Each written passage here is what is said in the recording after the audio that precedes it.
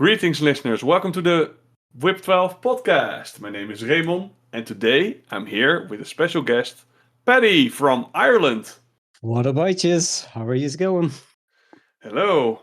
I must say, you actually said to me before it started that my Scottish accent was top notch. So I was wondering if you were going to circle back to that. So yes, ignore the haters. Your Scottish accent was amazing insofar as it was 50% legible. So it worked well. Oh, sorry. It might be that every Scottish listener is now like, what do the Irish know about our accent?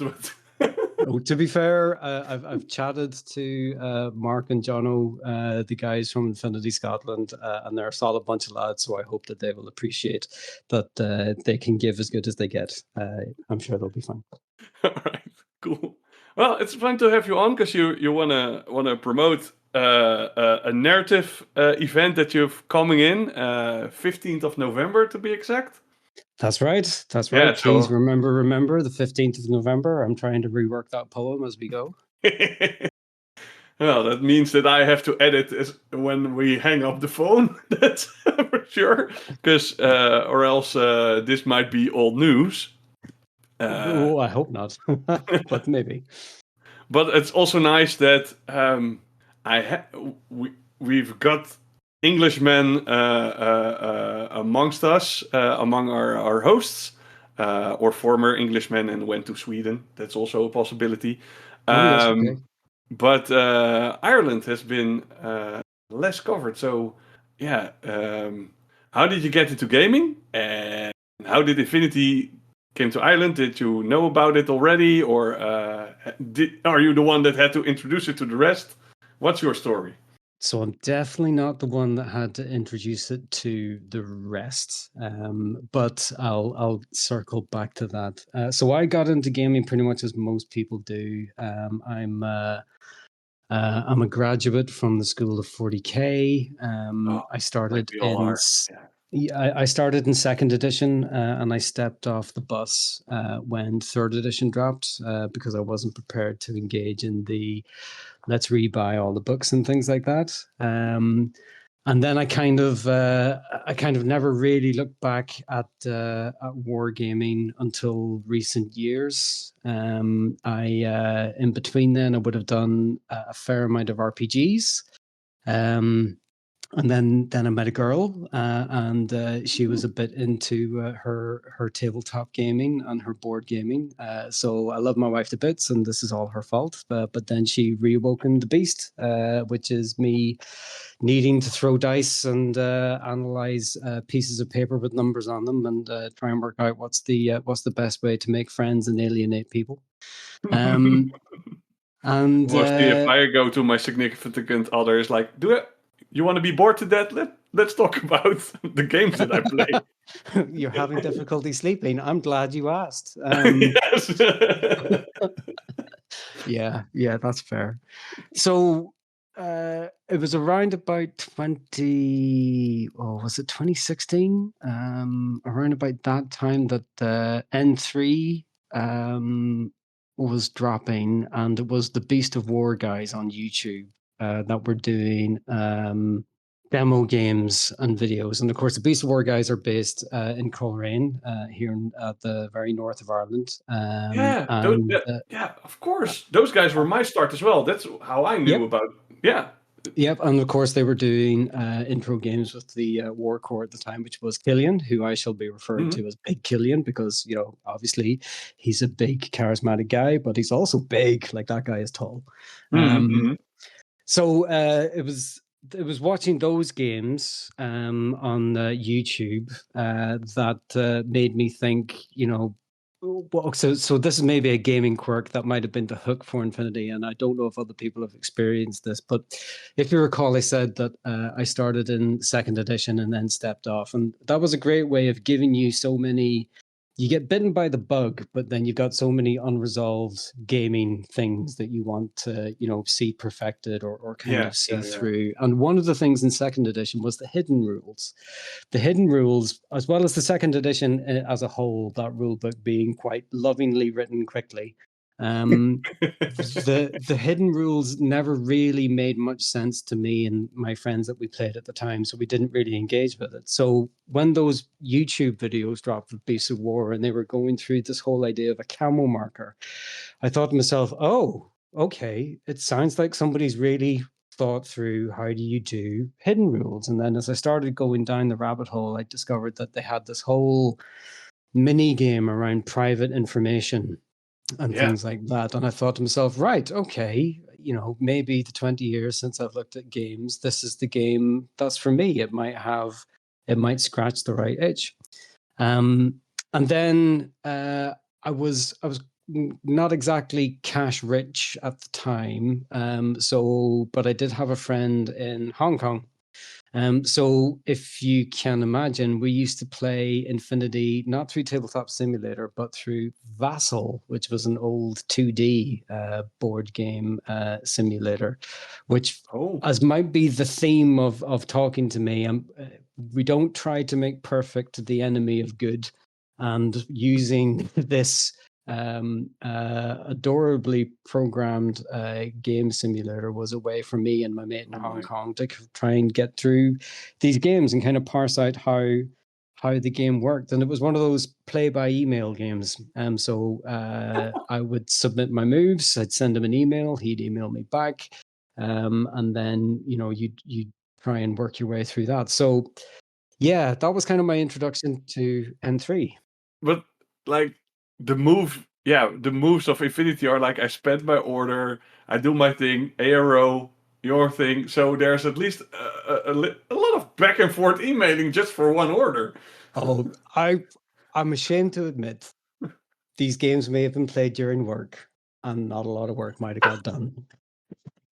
But I mean, a lot of How learning much time happened. did a turn take? How much time around? Well, I think without wanting to put a number on it, it's fair to say that it was not tournament standard gameplay. But We started in 2017. I mean, I mean, to be fair, I probably still have files of games that aren't finished. And shout out to Jay. If I send him the link to this, I'll be like, let's go. Yeah, that's fine. That's hella dedication. I must admit. Oh, this is awesome. So yeah, that was kind of 2016. I think it was kind of round about when that started, and then it'll come as no surprise to you that that only lasted for a while, and then things went quiet. And then my board game addiction was in full flow, so we were starting to fill up the ubiquitous Calyx units in the home with board games and things like that. And then as is the way with the algorithm, I suddenly saw a YouTube video from the BBC News Northern Ireland, which I'm sure you and your listeners will be familiar with the BBC at least. There was a gaming club that was on the BBC News, which of course, as soon as you see the link, you've got to think, well, I need to take a look at this. And it turns out that there is a club based in the middle of Ulster, which is the northern province of Ireland. And they're called the Mid Ulster Gaming Club. And I think they took the Mid Ulster meaning literally because someone looked on the map and decided what's geographically in the middle of the province. Let's go with that. And there's everyone must drive the same distance. So we make sure you would be very unsurprised to know just how well that works in terms of let's people that I've got to drive as far as you've got to drive. You made the same sacrifice. Now come over and roll dice. Yes, it's horrendously equitable. So there's this lovely little town in the middle of Ulster called Pomeroy, and that is where the Mid Ulster Gaming Group meet once every 4 weeks. I went along for the first time. They're just a great bunch of lads, and I played D&D there for the first time. And I got roped into playing their Lord of the Rings. So Middle-earth strategy battle games campaign. Mhm. And in doing that and showing up enough, that's when are the other war core that's in Ireland at the moment. Sean showed up with his bevy of Infinity buddies, and they did an Infinity Day. And that's kind of where I was like, oh, we might be back. And this was late I looked into this N4. little Spanish game that tingled me, and now Yeah, because we did the way that they did it was that, okay, you two people or you four people are standing near a table with models and infinity terrain. Let's do a doubles game. So me and a guy that I hadn't met at the time called Gordon, wonderful fella. We teamed up, and it turns out we'd both played before in some degree. Gordon to a much more competent state than I had. Funnily enough, he didn't have to rely on Vassal and Hong Kong time zones in order to play. And we were paired up with two other guys who I think were noobs, and bless them, we owe them a beer. But it was an amazing doubles game, and that was me then hooked into late N4, where it just opened the floodgates of looking into models, finding Tabletop Simulator, getting involved in the IGL to a limited extent, and then building an unholy collection of Morats.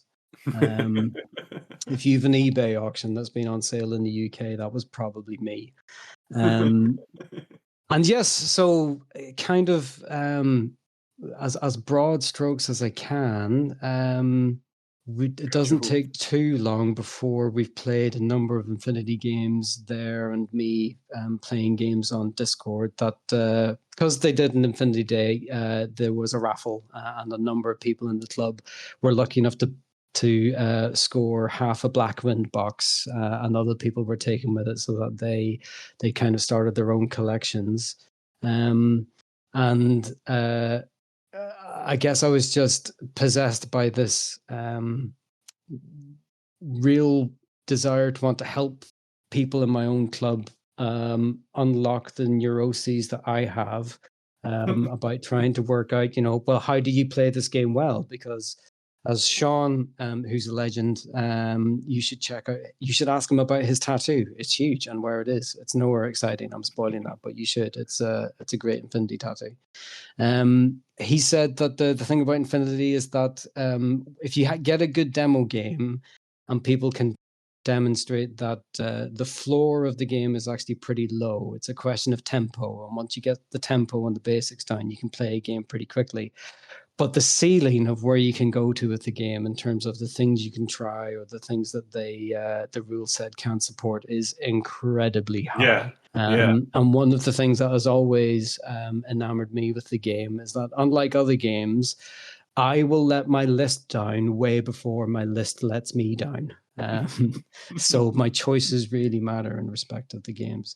So that kind of brings us on to, I guess, where we're at with Operation Fallen Leaves is the name of the event that I'm trying to organize for the 15th of November. It is the second event that I've organized that's run out of the club in Pomeroy. The first one was called Operation Pomeriso, because I do remember my lore a wee bit, and I love a good pun. And that worked well. Paradiso into Pomeriso. That's exactly the one, yeah. So the old crew would get that. Pomeroy is an excellent place for a name for a place. So yeah, I don't know. Well, I think the villagers would agree, and I'm not going to disagree with them. They're lovely people.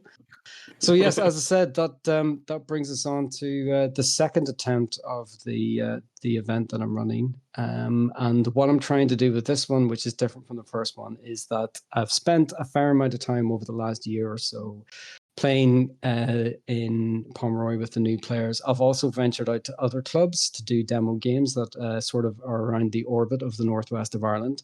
Because again, through networking, you'll find people who have Infinity collections from way back when, or they've recently bought an action pack and it's kind of sat there. So I suppose this is my mini community outreach of if you've taken the time to spend models, there are people nearby you that want to help you learn how you can make the most friends or enemies with these models Yeah. that you've bought. And one Yeah. of the things that I'm trying to achieve with the second event is that I want to try and sneak in the lore and the setting into the game, because you can easily, as I said, spend all your time exploring that ceiling of just the rules gameplay, but there's also Yeah. a tremendous setting that I worry gets overlooked and it's not as evocative as it can be. So that's what this attempt is with that. And on that note, I'm going to take a breath. Thank you to you, Yes. the listeners, for my TED Talk. Yeah, well, first off, I've read your document. It's a 1-day event, 3 missions. It's 18 pages long, and I think this is a solid work of love. Which, if you're not going to the event but are an organizer yourself, I would say I will put. Can you give me a link that I can put in the show notes? Because Oh, absolutely. Please. yes, yes, yes. Yeah, spread Because that like it's a pandemic. yeah, because it has a nice setup, and it's a nice combination. Because I've been to other events, especially in Germany.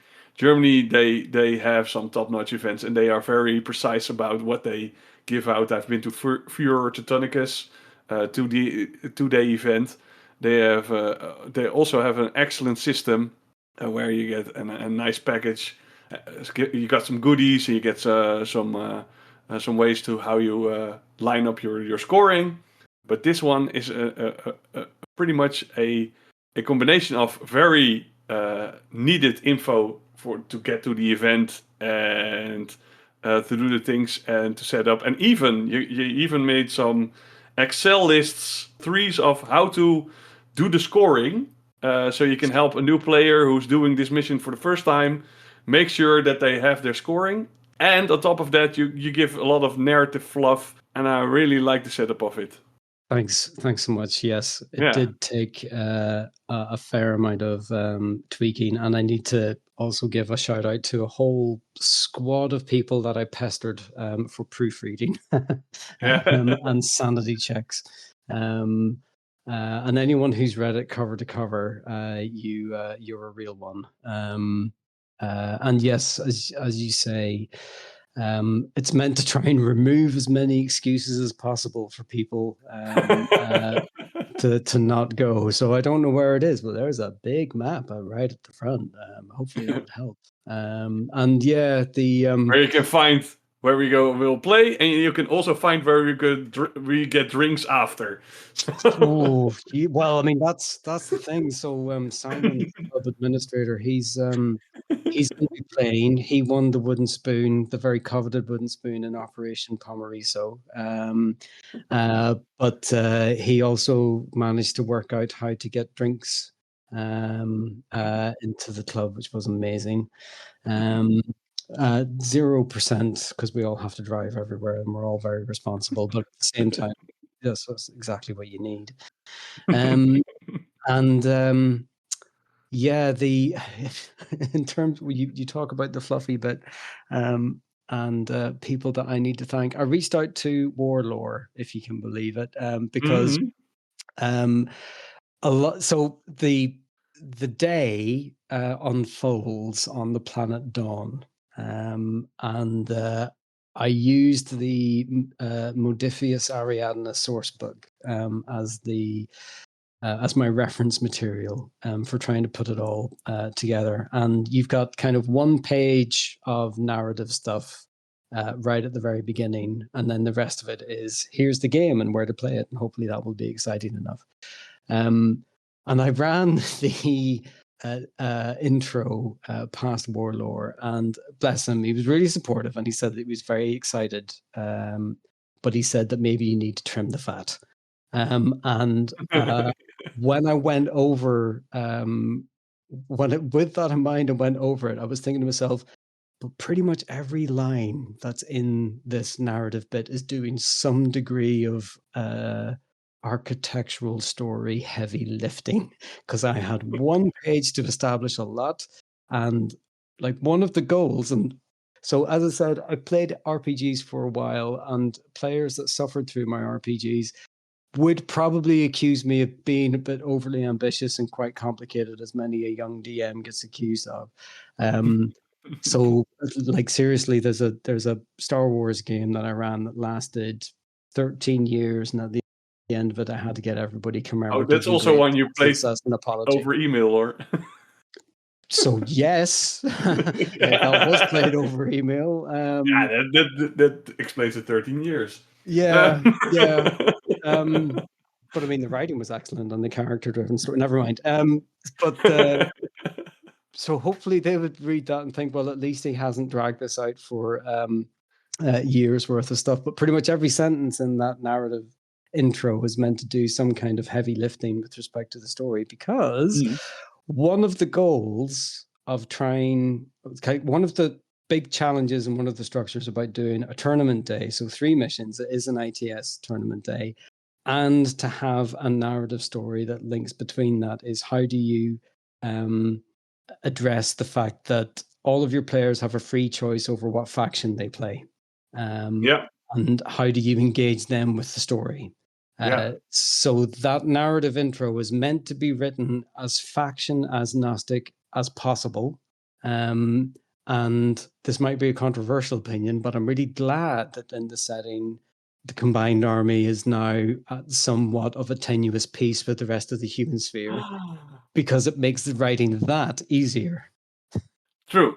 Well, I'm actually happy that it is, because my complaint with the narrative is that a lot of the stories that Corvus Belli has written, especially in the past, were all the phases of invasion on Paradiso, like this galaxy versus galaxy fight between the Combite and the human sphere.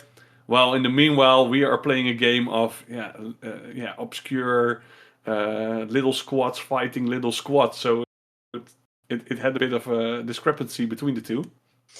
So I'm hoping to try, and now it's as actually best I can, to address that, because as I said, there's a number of things that I'll be doing throughout the day to try and expand it beyond your normal tabletop Infinity tournament, so that you'll have lore drops throughout the day, which is what you would expect. The story will unfold throughout the day, and the approach was to provide a setting, because unlike an RPG, where if you're garden variety tabletop RPG, your party are the main characters, and you guys drive the story and you make choices, etc., etc.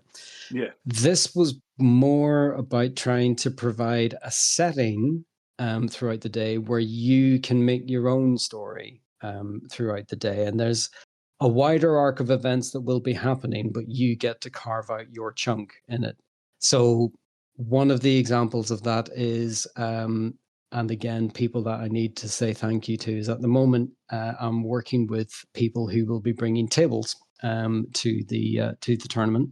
And one of the reasons why I picked Dawn as the setting is because if you look at the map of all the planets that I could see, it was one of the few planets that had the most variety of biomes.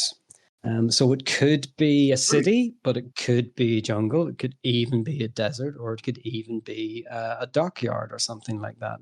So that means the players who are bringing tables, and they've spent the time to put together a nice aquatic table or a desert table or things like that, you're not going to be playing at table 1. You're going to be playing, your first game could be at Castropol on the shore of the Mirror Sea. That's your table. That's where your day starts. And then as the day goes on, you might be finding that your second mission is in Gracetown, in the heart of US Ariadna. And then you could be finishing out the day in the mountains on Thule Island. So that's kind of one of the ways that we're trying to sneak in a narrative experience. So you've got your guys, and you're going to be facing off against another faction, but you were here, you did this, and then you went there and you did that. So it's kind of one of the ways I'm trying to educate as many people as possible by stealth. And I also like that you like wrote the missions in in your story. Yes, so each mission, that's right. Each mission would link kind of naturally inside of a story together. And one of the things that was driving them, and talk about creating too much work for myself, but I'll be making custom classified decks. So the objectives for the classified deck will remain the same, because I wouldn't do that to the established player base. But when you get your classified card, you'll also have a bit of lore for that particular mission. So, for example, you might draw a classified, and it might involve a HVT.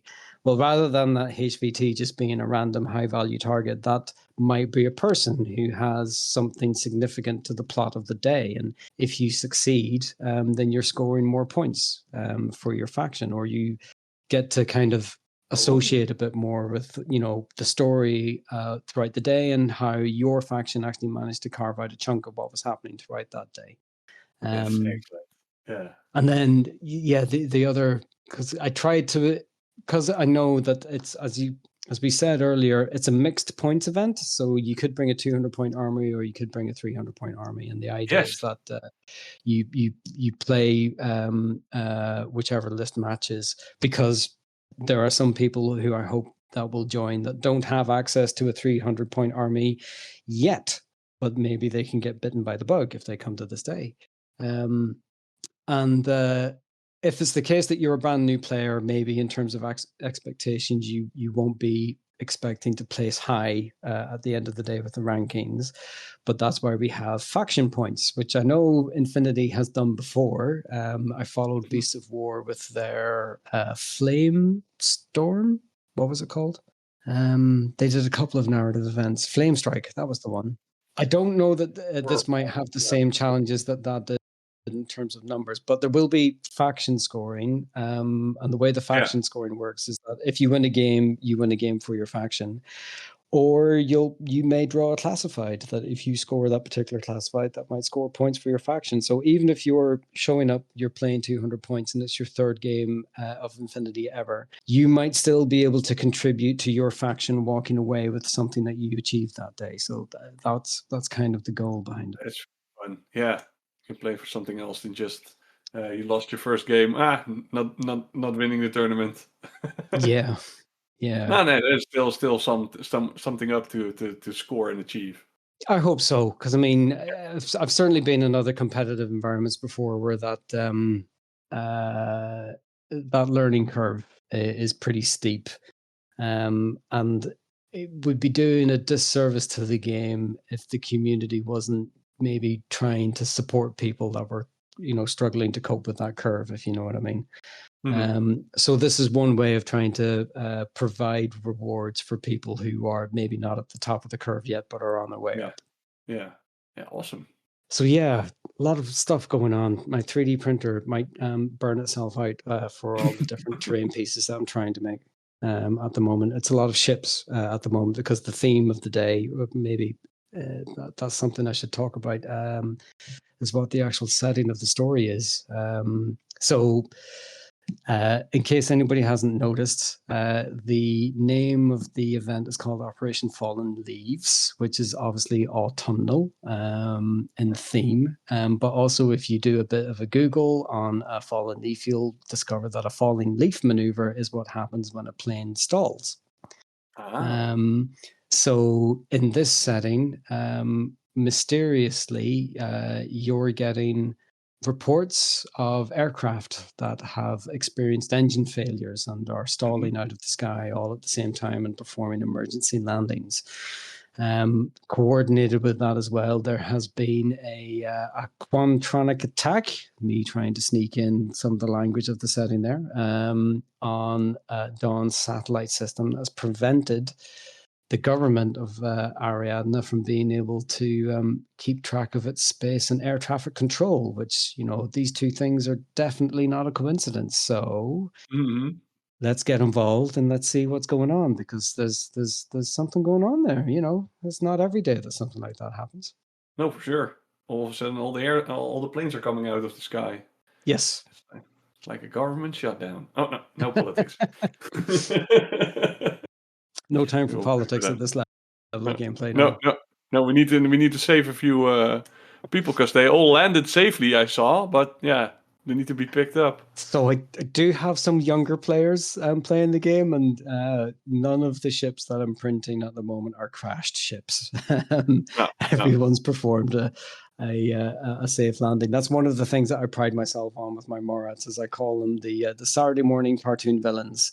Because we're going to show up on your Saturday and we're going to be the villains of the day, and you could beat us. That's going to be easy because we're the Saturday morning cartoon villains. Or in the one time that we beat you, it's that infamous Saturday morning cartoon that every child remembers. So the one that keeps me up at night still. yeah, Cobra yeah. 1. It was a hell of a day.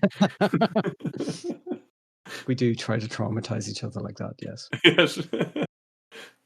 Or that one episode that Optimus Prime dies. No, yeah. We know what to talk I think about. there's a variety of episodes where he does that, but they like the 1980s movie, like if you weren't spoiled and you weren't prepared for that, there was a Toy Story 3 moment of you made me bring my kids to this. Oh my God. I, as a grown man, have cried at that moment. So I mean, as a grown man, I've cried many times. That's not much of a flex, but I hear what you're saying. yeah. So what I also liked that you put in is result sheets where you just Yeah. help the new players get or anyone who is playing the mission anew. Because yeah, ITS 17, we still need to cover it on this lovely podcast. So it's the second time. It's the second time that I've done result sheets, but it's the first time that I had to do an absolute flow chart for the middle one, critical intervention. 'Cause that took me a day to try and parse out the different ways that could score. But yes, so those result sheets are there. So hopefully everybody can fill in their results nice and quick, and also it should reduce the amount of errors that might happen. Yes, especially since critical intervention is one player is the attacker and the defender. Yeah. So there's different ways of scoring, and once you do as a player do one thing, like you opened it up, the other player loses those points if you extract. The other one doesn't get the points for non-extraction. If you kill the extractor, then the other one doesn't get points for keeping him alive. So there's a lot of back and forth between these two scoring systems. So yeah, the flowchart.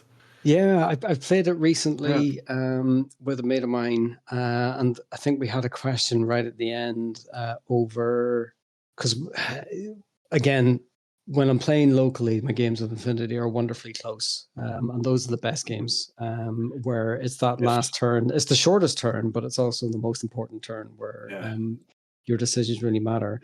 And one of the things that we were trying to work out was my opponent I was the defender. My opponent had gone into the objectives room and he had brute forced his way into extracting the data pack. But then there was a question over, well, can he still score the point if he goes forward a bit more now and unlocks the data vault with the console? Because that's not there's nothing in that mission that says that you can't score that after you've extracted that. So yeah, that was that. Hopefully the result sheet is laid out in such a way that it would be maybe not obvious upon first glance, but you could see that you could score that without having to do it first, if you know what I mean. Yeah. I have to look 2 times, 3 times, and I still want to play. But I think it's a cool mission in the end of, and I like the experimentation with having the attacker and the defender, especially since it forces the attacker to play more on the objective.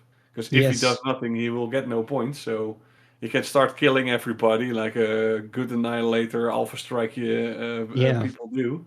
Like I'm an encyclopedia of bad ideas and of silly decisions, and I'm still at the point in my Infinity journey where I'm trying to divine what is the best mission split when it comes for list split with respect to missions. And at one stage, I was thinking, is it best if you know that one of the missions is critical, no, it's not critical. Yeah, it is critical intervention, isn't it? If you know that one of the missions is that where you have to choose between attacker and defender, then should you build a list that's really good for attacking Yeah. and see if it can do the other missions, and then could you build a list for defending and then see how well that works for the other missions? And then I realized, no, all of that's a terrible idea because you choose your list after that point, or after the LT roll. Or sorry, no, you choose your list before the LT roll. So Yeah. it's a horrible idea. Don't listen to me. As I said, encyclopedia of bad ideas. I take this list and be the defender. I roll. Your opponent rolls and chooses to go second. Waves and waves of expendable Morats. That's my new life goal. Yeah, I think you have a nice mission overview with zone of interest, then critical intervention, and then last launch. Yeah, that's all very fluffy for the story. Yes, yeah, and we've got that changeover between missions 1 and 2, where we'll have to do some resets for terrain and whatnot, and place objective rooms and things like that. So yeah, hopefully that's going to be exciting. Yeah, mostly I just put down an objective room from the get-go. But I mean, you could do that, but I don't think I've got a history of making easy decisions with respect to event planning. So, no. As much as that's an insanely good idea, Raymond, I'm just going to have to reject it because it would be out of character for me to accept it. I'm just going through this document and I'm like, I'm just such a lazy workhorse. I just make sure there's terrain, that there are 3 missions. I try to prevail on consistency. Like every 2 months there will be a event from me, same place, same time. If you're lucky, there'll be a roof, maybe a door. Maybe a door. Well, last time the people didn't even want the door, so I had the door, and they didn't like it. So what's the point? There's a great pun there of, yes, we're never going to forget Doorgate. Yeah. The time the people complained about the door. No. Yeah, you can have a screen door and you'll be happy with it and you can share it. Yeah. Yeah, but no, yes, this I even tried to make every event that there's like this fluffy intro, and then only 2 people appreciated it, and I was like, so I can do without. Yeah, I'm fully aware that is a very likely outcome. But if no one else appreciates the story, at least I got it out of my system. Is the hope? Yeah, it's that's the whole twist with running this. Yeah, the ITS system is very competitive focused. Although these missions, yeah, you also play them for casual because these are the missions of the year that everyone plays. So there's that event, but yeah, to turn it either into a campaign, that's the idea is always very tempting, but getting a campaign going is actually the hard part, because mostly, yeah, it's nice that you have this element of people can score on the side. But yeah, I've seen narrative events, and I try to be to make mine that people can acquire bonuses within the game, but you always get into that situation where, yeah, the ones who are winning are also getting the bonuses, and the ones who are losing are never going to get up, and that's what Wartime and other Necromunda and all those other games. So that's why I definitely have not thought of everything in that regard. That's an easy conclusion to reach. But I did have to think about, how does faction bonuses work with the non-aligned armies, as in the mercenaries. Yeah. So if any of the players decides to bring a non-aligned army in that regard, it's not like, because it wouldn't suit the story for mercenaries to be accumulating faction points, because they'll work for anybody. Yeah. So the way that I've tried to make it work is that if you are a non-aligned army and you win a game, your faction doesn't accumulate any faction points, but your faction points go to whichever faction is at the bottom of the rankings at the time, to represent that your faction has hired, or that faction has hired mercenaries to try and keep them in the race, so to speak. That's right. Yeah. And if there is if the Go to the bottom of the lowest bidder. table, exactly, and if the bottom of the table has more than one faction, then you as the mercenary get to choose whose contract did you accept, and you can give your faction Yeah. point to that faction. So yes, I did. I was kind of aware, exactly as you said with Necromunda, because a campaign of Necromunda that involves two people is fun for one person, Yeah. or you know, One is living the power of fantasy, the other one is scraping his grunts together. exactly, yeah. I mean, I remember back in the day when I played the original Necromunda in '95 over a weekend with a mate. I won the first game. That meant that I was winning every other game after that. And by the end of it, while I was kind of, browsing the catalog of what was I going to spend my creds on, my poor opponent was browsing his pockets for, loose change and something vaguely sharp that could be turned into a weapon for the next game. So I wanted to try and give people who were doing well the credit that they deserve, but also give other people that, as I said, aren't on the same point as the curve as they are, another way to at least enjoy some success. But I wasn't going to mess with the with whatever balance there is with respect to whether or not you used spec ops or if you were going to give somebody an in-game bonus. As I said before, this was more about I'll provide the setting and the opportunity for someone to walk away with their own story, but I'm not going to advantage the advantaged, if that makes sense. Yeah, for sure. Yeah, I've meddled with the idea. I even came up with a campaign system that I never used because Corona hit, Mm-hmm. and then I couldn't do the tournament as I wanted to work out, and then it ended up on the back burner and never launched it. Mm-hmm. But I've been meddling with the idea from like maybe Infinity is the right kind of setting to just give the bonuses to the loser. Like see as every faction as a company. So if you come in, you're a company. And what do companies want? They want maximum profit for minimum effort.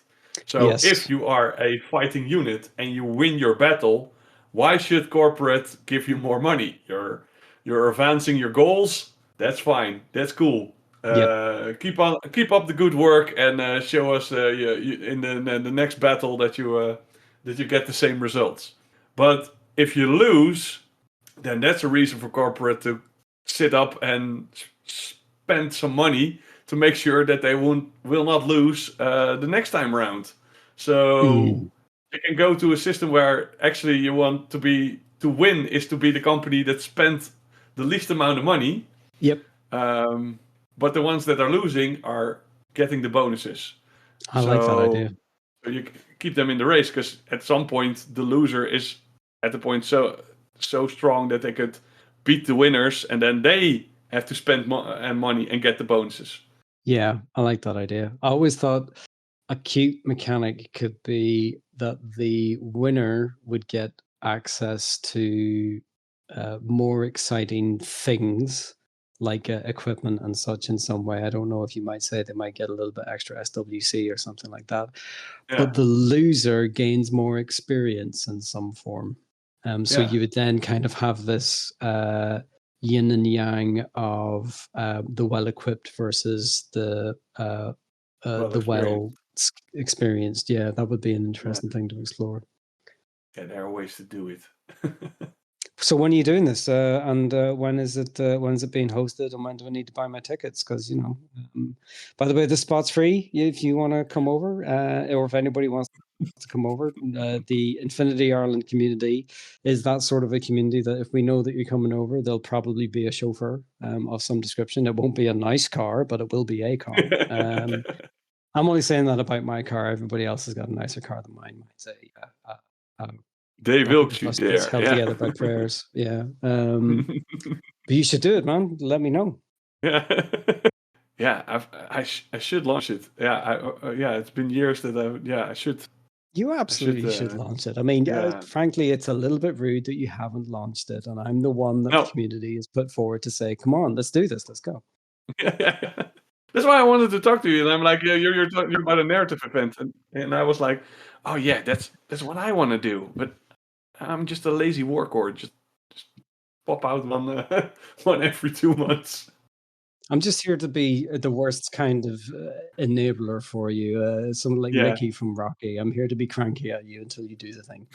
Yeah. Yes. Go up those stairs. Do the work. Yeah, absolutely. Yeah, I need you to do sit-ups in the barn and write a story at the same time. Don't question the process. Trust the process. Yeah, this is the way to do it. Oh man. Well, anything you wanna add before we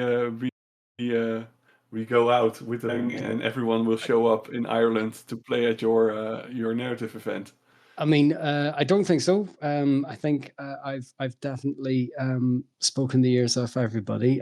Just to say thanks so much for having me on. I was listening to one of your previous podcasts with Eric, I think it was, that I picked up that there was a call, for people to reach out. So I just want to say thanks for the open invite, and thanks for reading the whole thing, 18 pages. My God. I organized LARPs, and in the coming 2 weeks, my own event will go off, and we made 200 pages for just 3 days of fun. So yeah, big document. Cool. Cool. I'll subscribe to that. Yeah, sure. Why not? I'll make bad decisions. And on a semi-serious note, so what I'll do when I'm organizing events is I will put out dates crazy degrees in advance. So we pick the date for this something like 6 months in advance. So in semi-seriousness, if there are people that would fancy a little trip out for an Infinity event in about 6 months' time or something like that, and to have a little visit around the place while they do, please consider Ireland as your destination. Yeah, and if you just want to get a little bit inspired and do some war coring on your own or organize a narrative event, please look up this nice little PDF Operation Fallen Leaves event pack to get inspired. If it goes well, I'll also put the supporting sort of games master pack that goes with it as well. So if nothing else, if you don't want to run it yourself, you can at least see the awful mistakes I made, and don't do that. Anything other than that would be better. Learning curve. That's all. Infinity is all about learning curve. Yes, organizing the game, everything, the painting. It's all learning curve. Oh, I'm not winning any prizes for painting anytime soon. But I can do scheduling polls. I can do that. For sure. Well, Paddy, thanks for coming on. It was a pleasure. Thanks so much for having me. Yes. And listeners, thank you all for tuning in, and we'll see you all next time.